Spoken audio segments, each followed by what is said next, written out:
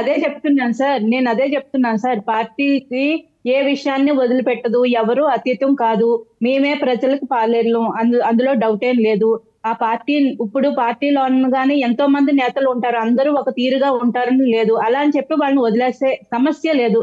ఖచ్చితంగా వాళ్ళ మీద చర్యలుంటాయి సార్.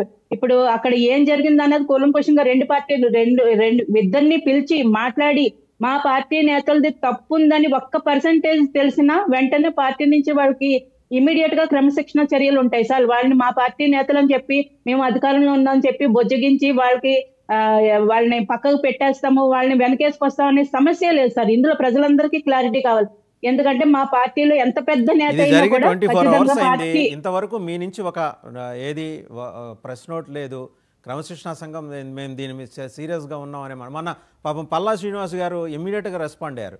అక్కడెవరో వాళ్ళ లీడర్, తెలుగుదేశం లీడర్ ఏదో అడగ